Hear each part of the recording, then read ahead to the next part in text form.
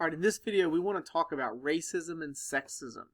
And I want to spend a fair amount of time really delineating what we mean as sociologists by these terms. And I think the textbook that we're using, as with most, perhaps all of the textbooks that are out there, I think do a pretty poor job, actually, of explaining what racism and sexism actually are, and instead use a kind of individualized notion of racism as some belief in the superiority of one group over another, right? And sexism is just the belief that men are superior to women. And this, again, as we've talked about in other videos, really locates, ironically for sociologists, locates racism and sexism in the attributes of individuals. But we've already talked about how what's really distinctive about sociology is that we root these kinds of systems and outcomes and social phenomena in the relationships and institutions that we're a part of, not in the properties of individuals. So we're going to take some time in this video to really understand racism and sexism as properties not of individuals, or not as attributes of individuals, but as properties of institutions and relationships themselves. So we're going to go beyond this individualistic understanding that roots in these things in our attributes. And I'm going to do this by distinguishing a set of concepts. So I really want you to be able to distinguish these concepts from one another in the context of both race and gender. So the concepts we're going to work with are prejudice, discrimination, and racism or sexism. Right? And so we're going to start with prejudice, because this is actually the way I think everyone really ends up flattening racism and sexism into mere prejudice. And there's something about racism and sexism that goes well beyond prejudice. When we think about prejudice, what we have in mind are the, again, attributes of individuals, so attitudes and opinions that someone might hold about members of some other social group. We're talking about this in the context of race and gender, so we could think about prejudicial attitudes or opinions as a belief in the inferiority of some groups, or the belief that African Americans are lazy, or the belief that women are naturally caring and nurturing, the belief that men are the natural breadwinners. These can be attitudes and opinions that someone holds and then attributes to other people based on their membership in that group. And that we would really just want to call prejudice, right? We're just prejudging other people based on their attributes, or based on their membership in some social group, and based on the attitude or opinion that we hold about that group. When we move to the next level, we're thinking about discrimination, and this is really about a particular kind of behavior. So it's not so much about whether or not you hold an opinion or an attitude towards other members, but how you behave in relationship to those members. And so discrimination is really just any behavior that denies members of some other social group a valued resource. And this, I want you to think about, can be individual, but it can also be institutional. That is, an individual can discriminate against another if they hold control over some resource. They can refuse to allow members of other groups to gain access to that resource. But it can also be institutional, in which case, typically here, others are requiring you to act upon some prejudice they have, or requiring you to discriminate. So let's think about what that might mean in practice. You can think about discrimination as refusing to rent out your apartment to African Americans. You can think about discrimination as a refusal to hire women into construction jobs, right? And this can be based in your prejudicial belief, your belief that African Americans, as we talked about, are lazy or something, your belief that women don't belong in construction and can't handle working with tools, something like that. But it could also actually be rooted in your belief about what others believe.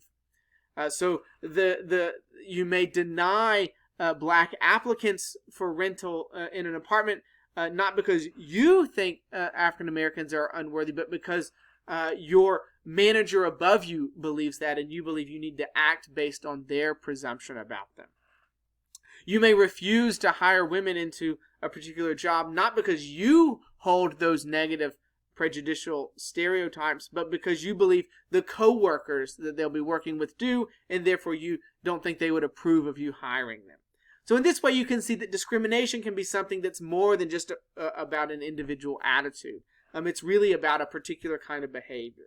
But we need to go a little bit further than this to really understand how racism and sexism work.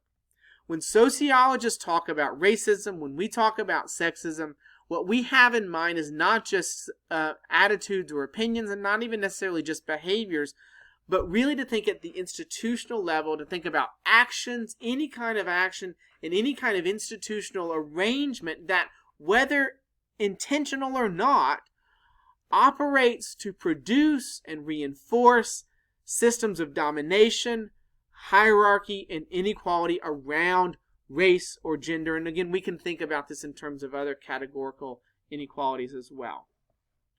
So what matters here is not really the opinions that individuals in those systems hold. And it's not just about the behaviors of those individual people. It's really about actions that reinforce power of some group over another, right? So one of the things that's really important and difficult to see here is that it's really about the power of some group over another group. And so racism and sexism reinforce that power of some group over another. Now, certain prejudices and discriminatory behaviors can be built into systems of racism or sexism, but what is really key is that you're observing actions or institutions that reinforce domination of one group over another. So let's think about a few examples of this. I think slavery really exemplifies racism because it institutionalizes that disadvantage for African Americans, simultaneously creating a series of advantages for whites. That whether they believe in this or not, they gain those advantages. So it's the fact that during slavery, all African Americans were treated as slaves and then locked out of particular legal, economic, and political institutions. They couldn't get certain jobs. They couldn't gain access to educational institutions. They couldn't vote. They couldn't hold property. Right? They were locked out by this institution. They were locked out of gaining access to these political, social, and economic rights that whites held and that whites benefited from. Not only do whites benefit from gaining access to that institution, they benefit from the fact that African Americans are locked out. They don't have to compete with African Americans for those jobs, right? They don't have to worry about what African Americans might do at the ballot box against their interests as white people. And they don't have to compete for ownership and control of property. You can think about manifest destiny in exactly the same way. This locks Native Americans out of the basic institutions that govern our social, political, and economic lives with one another. Patriarchy works the same way. Up until the 19th century, women could not own property. Until the 1920s, women could not vote and had no political power. And actually, well into the 20th century, up into the 1970s, and 80s in many states, and even further for some states, husbands could not be charged with raping their wives or sexually assaulting their wives. The presumption was that wives' sexuality was controlled by the husband, and he could gain access to that whenever he wished, so that rape was just not possible in those institutional arrangements. Now, I've used what often appear to us as antiquated institutions in order to make the point, but the real question is, what do we think about? How far have we moved from that? At this moment in time, as we speak, Georgia legislators have passed a law making it more difficult to vote, particularly for African Americans to vote. That make it difficult in predominantly African American districts for African Americans to exercise their political right to vote. So how far have we really come? And can we not think about these as building racism and sexism into the fabric of our institutions? That's what's distinctive about racism and sexism is that it builds into the fabric of our relationships with one another. It builds into the fabric of our institutions, our political, our economic, and our social institutions, a hierarchy, a domination of one group over another, a domination of whites over African Americans and other non-white racial minorities, and of men over women. So the real question, of course, is, well, how far have we come, and where is this sort of racism and sexism? Where are institutions and our social relations going?